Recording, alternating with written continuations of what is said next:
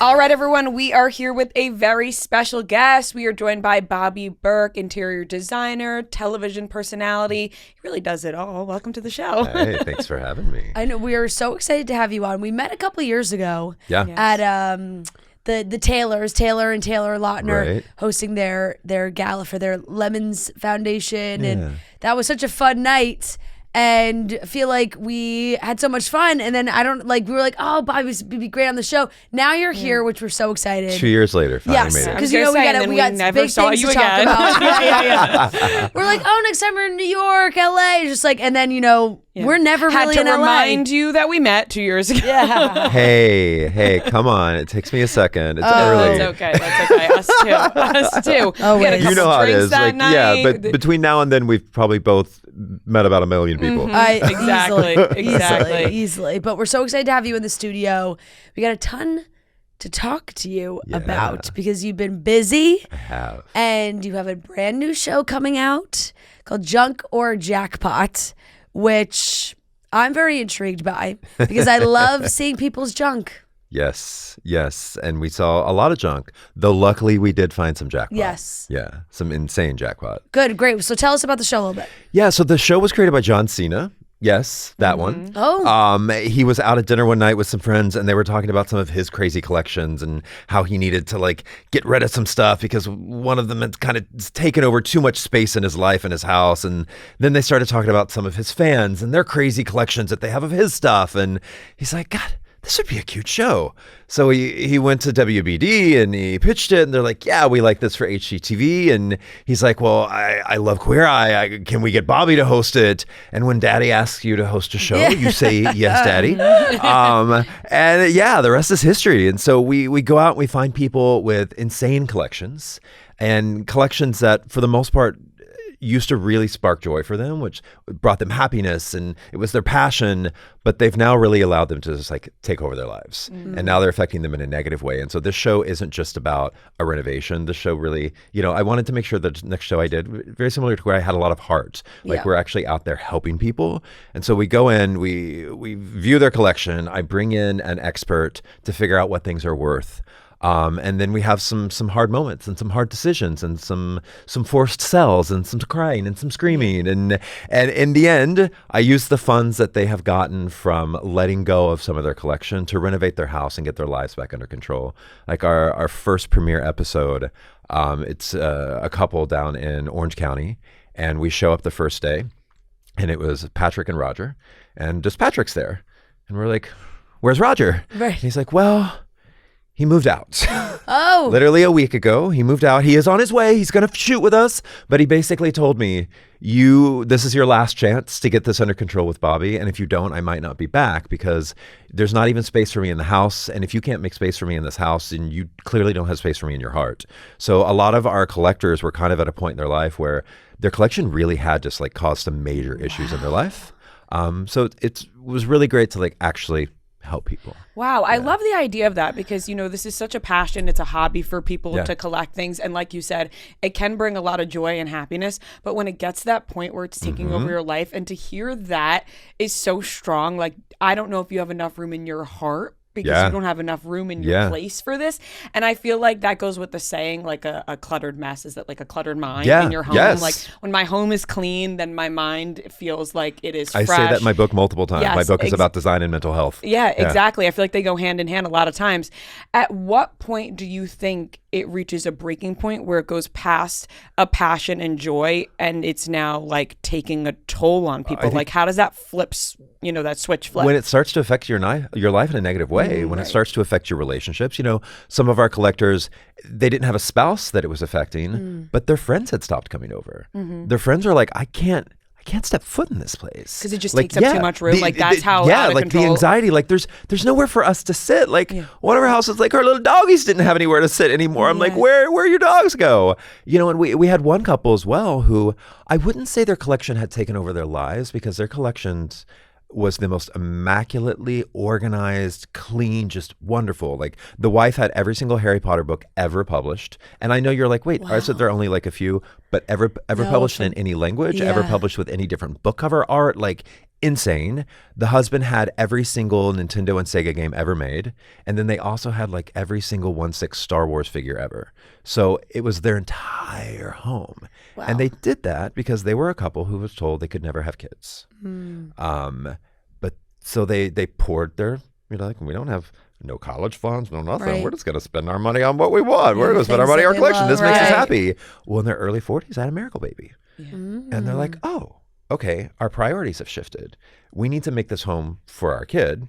And their son was about 6, and they were already starting to notice that their son was having an unhealthy relationship with collecting as well, and was just like going overboard. And they're like, we need to take a step back. We need some help. We need to get some healthy boundaries and make our home focused on our family instead of our collections. Yeah, I love the idea of this because it gives an inner look on something like that, right? There's a story behind why they're collecting so much. They thought they can never have kids.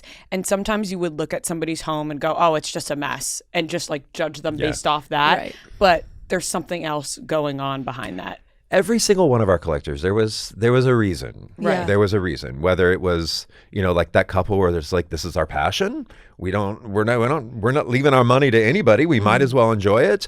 Or it was somebody who there was some trauma in childhood. There was some, there was all kinds of reasons why. Yeah.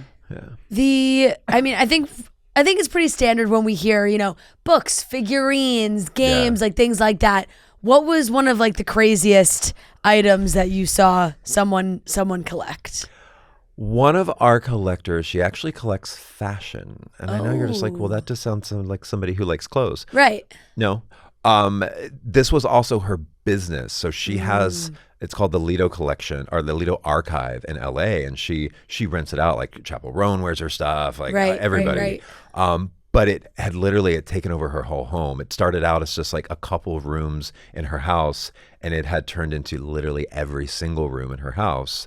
And her girlfriend had recently moved in, and she was like, was this the right decision? Like there's no no room for me. Like, I don't know if I should have done this. So it was all about helping her figure out a good life-work balance and a balance between allowing this collection to take over the home, but also still making a place for her and Sarah.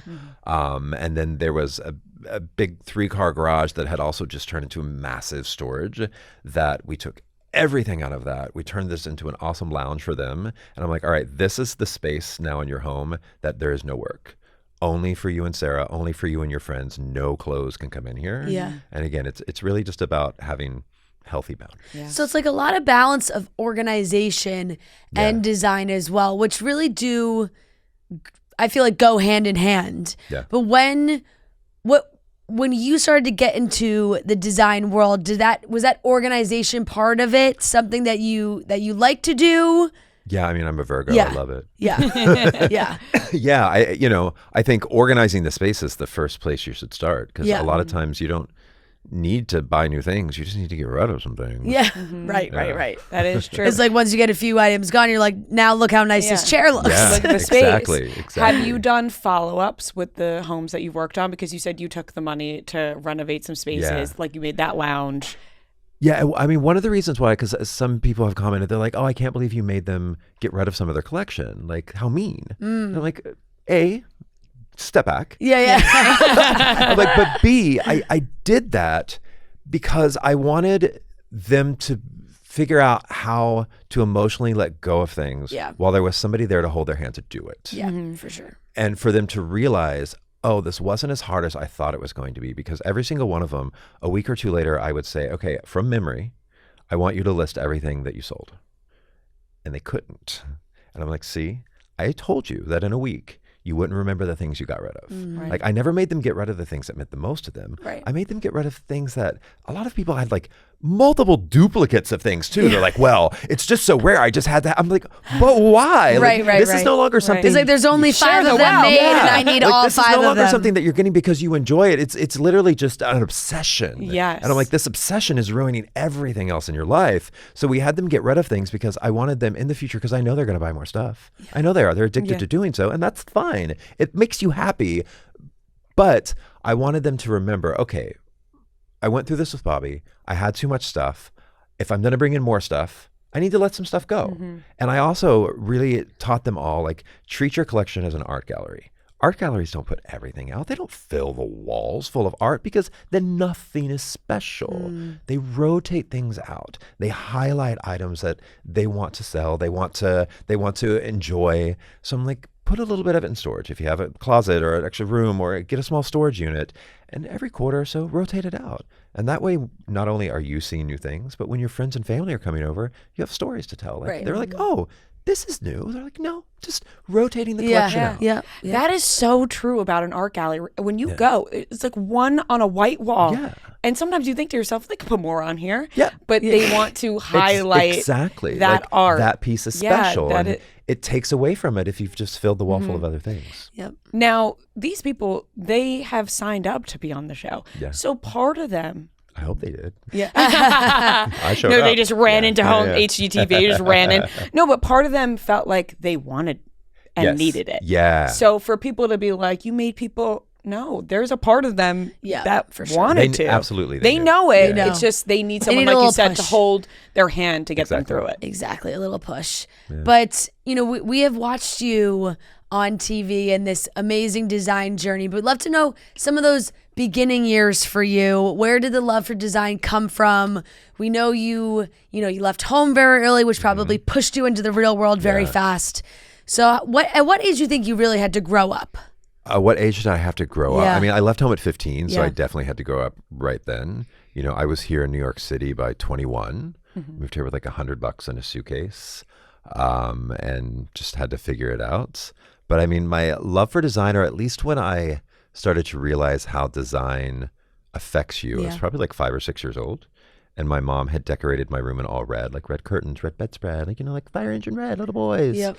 And I couldn't articulate why, but I'm like, this isn't it. Yeah.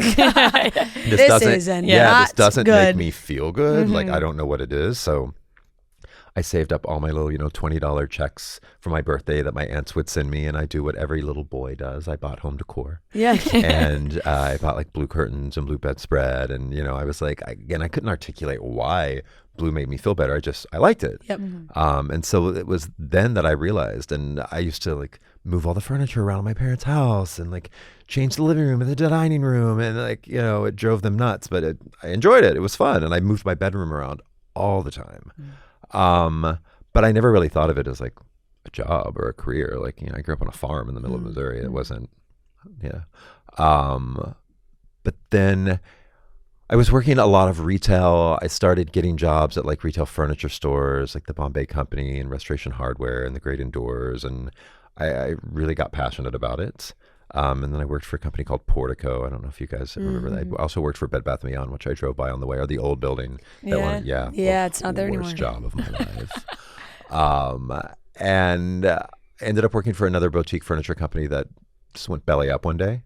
And I decided to launch my own online because I had built their online business. Yeah. And so I just cloned their database and registered BobbyBerkHome.com and was like, maybe I'll sell a sofa or two while I look for another job.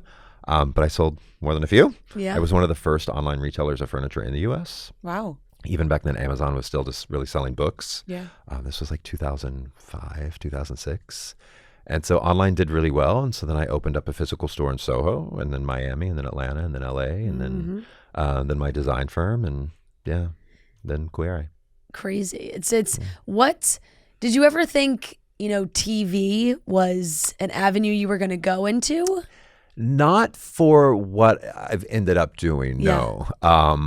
Originally, like, because I did stuff with HGTV back in like the early teens.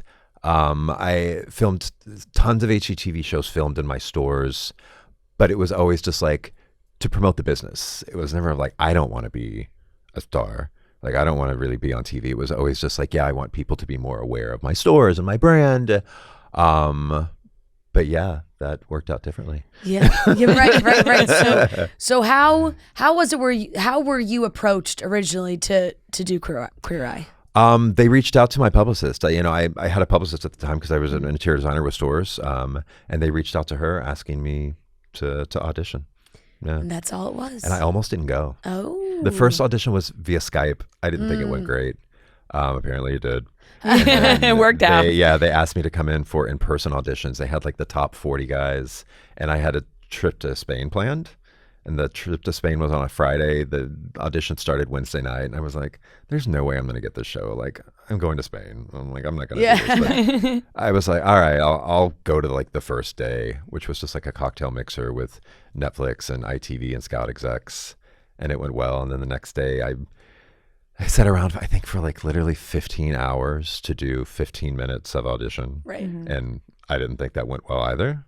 And so I was like literally packing my bags to go to Spain the next morning. And I get a call at like 1:30 in the morning. They're like, we want you to come back for the final day. And they're like, not to give anything away, but you're our top choice. You're like, wow. Yeah. I'll push my flight back. Yeah. What an interesting audition process to have you do like a little cocktail mixer. Yeah, the first night was a cocktail mixer. The second day, it was everybody, like 40 people, and they had us do like this little speed dating. It had 3 tables set up. Each table had Netflix, ITV, and Scout exec sitting at it, and you just went from table to table. You got 5 minutes at each table, and like the design category was the very last category. So I waited around all day. And then the next day was just a bunch of chemistry testing. So they would just put us in groups of 5 and see how people worked. Yeah. And they had one room where I guess it was kind of like the main room. And Cramo and I were the first ones that never really left that room. Like they just started we started to notice we were kind of the anchors that were in there, and they were starting to rotate other people in and out and never rotating us in and out. We're like, you're getting that confidence. We're right? like, they're not really. Hey, they're trying to match them with us. Yeah, I think, and then that night, it was just the 5 of us. But then, of course, we were also told, okay, great, you'll hear in a few weeks. I'm like, but there's nobody else left. Tell us Right now. Right. Yeah. It's like, you definitely know. Yeah, and it's sad, like, we were in that, again, I was in that room for probably like 10 hours, and every time I'd like need to go use the bathroom or something, I'd come out, and there'd, in the ballroom next door where everybody was, there'd be less and less people, and we're like, oh, and like you'd see people walking out crying, and you're like, oh, and then finally, like, we came out of the room, and there was nobody else left in that ballroom, and we're like, Oh my did it? God. And they're like, no, we'll let you know. Yeah, right. They still want to have something over you a Yeah, little the bit. creator of the show literally said, all right, it's in God's hands now. Oh. And I'm God. Oh, wow. We're like, okay. You're like, oh, he's like, shit. ha. You're like, funny. Right. Like, this was a really emotionally taxing day. Like, don't mess with us. Like, can I go to Spain now? Yeah. It just ends with like a little hee hee. Yeah. Like you're Right. like, oh, great. Okay. No, I ended Exactly. up not being able to take that trip for 2 more years, Yeah. which was fun. Well, it worked yes. out. It worked out. We really loved Queer Eye so much, Love. and you mentioned a lot of heart in Junker Jackpot. There was a lot of heart in Queer Eye as well. And then I felt like appropriately you left when you felt like it was time. You've talked about that a ton, and what was that experience like? Sort of moving on and closing that chapter that you had spent years on. I mean, it was definitely hard, but I just felt it was time. I feel like shows should kind of stop on a high, and I think that's where we were. And I just kind of, we were all tired. I can't speak for them all, but I know we were. Yeah, you guys did a lot of seasons. Yeah, because I mean, when I left, it was season 8, but it was technically season 9 because we did a season in Japan as well. Yeah. But it was just called We're in Japan. It wasn't numbered. Yeah, I think the show had a really great run. Yeah. I know they have another 5-episode season coming out, and Yeah. I don't know when. Yeah. I think soon. But yeah, and after that, I guess they're done. That's amazing, though. And like you said, like it's okay to close that chapter on a high, on a great note. We were actually talking about this last night with TV shows. They're allowed to end. You know, like certain, shows on Especially reality in TV the reality shows that TV we love. space. And they were so iconic. And then they try to keep them going and they bring in a new cast. And you're like, we could close it. And we could say that was a great show. I feel like when you leave on a high and everything is still great, you're able then in the future to come back. Right. And not like maybe come back fully, but like, oh, do a little special or do a little tour. But when you wait until just things kind of unravel, it kind of really closes the door. It's like leaving the party last. Yeah. You want to get out what people. Yeah, just kind of Irish goodbye. They should have stayed. It's time. That is definitely true. Well, I have noticed that you have been traveling quite a bit. Yeah. And you are all over the world and vlogging and really documenting all these trips. And they look incredible. Thank you. So what is like your favorite part of traveling, especially to these, you're just in Southeast Asia. What's your favorite part of getting to travel the world? I think probably spending like uninterrupted time with my husband. Yeah. We've been together for 22 years. We actually still like each other. And yeah, traveling with him is really great, especially in Southeast Asia. He's originally from Vietnam. So we spend a lot of time over there. We're actually, when we finally have some chill moment, thinking about moving over there. And yeah, it's just great. It's such a vibrant, growing place with so much energy. I love it over there. Is that your favorite place? Vietnam is one of my favorite places. Yeah, we live part-time in Portugal as well. We're heading over there next week, and we'll be there until February. Amazing. I know that I missed that trip to Spain, but now I live in Portugal, so it's fine. That's what part of Portugal? Our house is down in the Algarve, which is down in the very southern coast, but we usually only have time to go during the holidays because that's the only time I know I won't be working. Yeah. Right. And it's where we live is like where everybody summers. Yes, I've seen that. Yeah. So during this time of year, like restaurants are closed. Like everybody that lives down there is on holiday because that's the only time of year they get off. So we usually just rent a place up in Lisbon and we stay in Lisbon most of the time. That's gorgeous. So nice. What made you decide on Portugal to be that spot? The easiest access to an EU passport. Yeah. That's interesting. We started that process about 3 years ago. Yeah, we kind of saw the writing on the wall. Right. Yeah. So now you can be over there really for however long we can you live want. anywhere. So do you think you'll try to split your time with Vietnam? But between like Portugal or Vietnam, like don't get me wrong, Portugal is great. I think it would be a really awesome place to like retire. Yeah. It's very chill. Very like chill. the pace of life is for me I'm not there yet.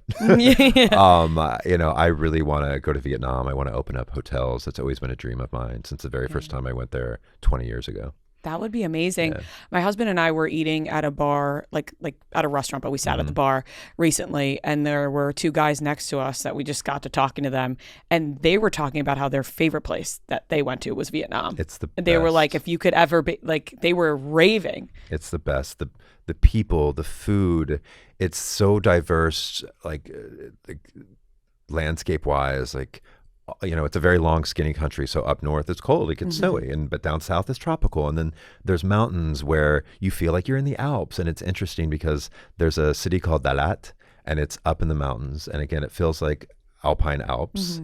And it's very unique because it's also where, when it was colonized by the French, the wealthy French people built houses up there because it's up in the mountains, so it's so much cooler. So there's this weird mix of like French chalet architecture with Vietnamese architecture, and all the mountains are terraced with like flowers and vegetables because it's such a different, cooler climate. It's just a really, really special place. So if you were to open hotels, you would feel like that's the spot.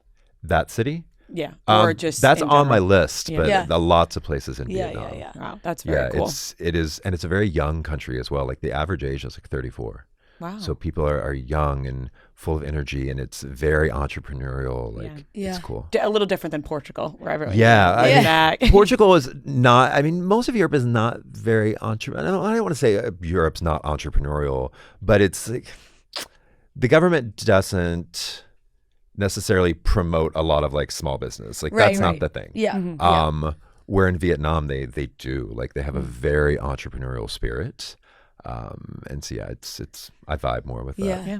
What are some of like the most inspirational things, or what has inspired you in your travels that you have then put into your designs, or in things you've incorporated in design? I mean, we also have some boutique hotels in the desert, in Palm Desert. So I call them boutique hotels, but they're short-term rentals. You can rent it on Airbnb, but they're like resorts. You're basically renting a private resort. Like the new one we're building is a holistic wellness center. It's 10 bedrooms, 13 baths, sauna, cold plunges, gym, massage spas, yoga studios, resort-style pool, pickleball courts. And so in my travels, I've really got this bug for health and wellness. And so we've incorporated all of that into our properties so people can rent them out to have wellness retreats, fitness retreats, weddings, events, or just like big, 26 group people, friends. Right. I feel like traveling all around the world, you learn so much about health and wellness from all different countries that you can kind of put together once you learn it all. Yeah, and just the way, the way you want to feel when you walk into a property. Mm-hmm. You know, like I know when I walk into a hotel and like the lighting's right, the music's right, the vibe is right, smell. like the smell. Yeah, you instantly feel like you're on vacation. And like the properties that we've built out in Palm Springs are like that. You know, we always make sure like all the outdoor speakers are on when the guests arrive. And like one of them is called Casa Tierra, and it's a Spanish hacienda style up in the mountains. And so we have like Spanish guitar playing, and Gorgeous. people are always like, I feel like I just pulled up to a 5-star resort that is all mine, and it's insane. I'm like, it's all about those little moments that you don't get at home that instantly make you feel, oh, I'm on vacation. Right. Totally. And you know how you want to show up to a place with your husband. Exactly. So you're like, this is how I want to feel. Yeah. To wrap up a little bit, we want to get some advice from you for ourselves and our listeners. Great. You know, if someone is trying to, you know, design their home on a little bit of a budget, where do you think they should start? What's the most important pieces? The most important pieces, that one's tough depending on the spaces. I mean, I always think that you should invest your money in a good mattress. You spend so much of your time in bed. That's where you're recharging your body. So spend money on a good mattress. There were times living in here in New York that the only thing I had in my apartment was a mattress. Actually, literally right down the street from here. So yeah, do a good mattress, a good sofa. Again, like the pieces that get the most use and wear and tear is where you should put your money. If so like someone, you know, I joke, I'm good at a lot of things. Design is not one of them. I'm just like, I don't have the eye. I'm always like asking other people for advice or hiring someone or doing all those things. If for someone like me, like what do you have any advice for like where to start when you're trying to design your own space?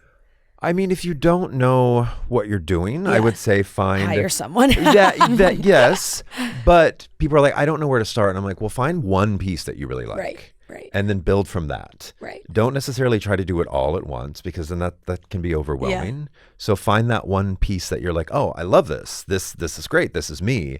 Well, then build from that, because anything that coordinates with that is probably going to be great as well. Because if you loved that piece, you're going to love things that go with it. So start with one piece, let it cook, sit on it a while, you know, and then move forward. What's your favorite design style right now? I know that we are kind of moving past the all like clean, white, beige. You know, people want to see color again. Yeah.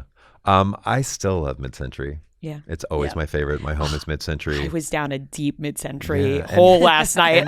And the great thing about mid-century is there's color in mid-century.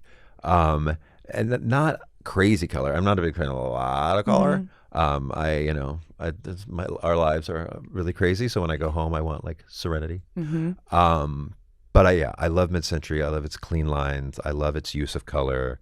I love how it uses a lot of nice woods.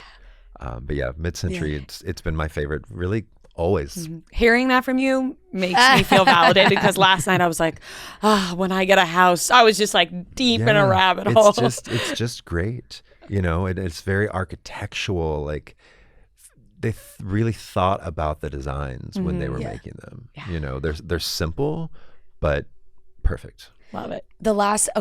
We have to wrap up. The last thing I have to ask you about, because it's something I'm so jealous of when I see people have it. You have at Bobby. I do. Which is just like I think the coolest Instagram thing and someone Threads. can have. How do you get just the one? And Bobby, you know, it's not. There's a lot of Bobbies. You got to break some knees. Yeah. No. I just asked for it. Really? Yeah. I just asked Instagram for it, and they gave it to me. I love that amazing. answer. You know, Yeah. you're like, I didn't have to fight for it. I asked, before and they it was gave it Bobby to me. Berk, because I think whoever had originally used it wasn't using it anymore. That's always like the most frustrating. There's a lot of great accounts out there that somebody registered, 20 years ago when Instagram, however long it came, and then they forgot about them. They stopped using it. And just you can't get them because they're being used, or you can't get them because somebody's ranked up. But a lot of times they're just dormant accounts, and luckily for me, I assume it was a dormant account, because there's been other ones I've asked for, and they're like, they don't post, but they actually use the account to look at stuff. So right, it's still an active account. Yeah, it's still an active account. Right, but yeah, I think that every time I look at, I was trying to double check who has it, Francesca. I was like, And it's just this Italian woman that works in fashion, and obviously she's fabulous and looks and has like, you know, hundreds of thousands of followers. And I'm like, I'll never get friends. Yeah, TikTok gave it to me, Instagram gave it to me, and of course now Threads. Twitter wouldn't at the time because whoever had it actually was using it. active. Yeah. Like they had a lot of followers. Well, I just think I'm like, this is the best thing. You can follow me at Bobby. Yeah. But people- As simple as that. It's People are easy like, to find no, me. It actually causes confusion because they're like, "Was it?" I'm like, "It's just Bobby." They're like, "Oh, just Bobby." I'm like, No, right. John. Yeah. No, at Bobby. Bobby. And You're they're like, supposed "Oh, to say- I'm like," they're like, "Wait, really?" Yeah. Yes. You're just like, Bobby. And they're like, that's it. Yeah. Oh, perfect. Oh my gosh. Well, everyone can find you at Bobby, and Yes. that's it. Yes. And that's it, which is amazing. But thank you so much for joining course. us. Thanks for having Thank me, girls. you. Junk or Jackpot is out on December 26th on Yes. HGTV. You can also stream it the next day on HBO Max, which I feel like perfect time. What a comfort time in between that Yeah. Christmas and New Year's to get into a new little design show. That's like the best time to curl up under the blanket agree. and I watch agree. some design. I watch so much HGTV over the holidays. with my Same, family, so it's always on exactly. in the background. That's exactly what we want to be watching. So thank you so much. Yes, thank you. Thank you, ladies.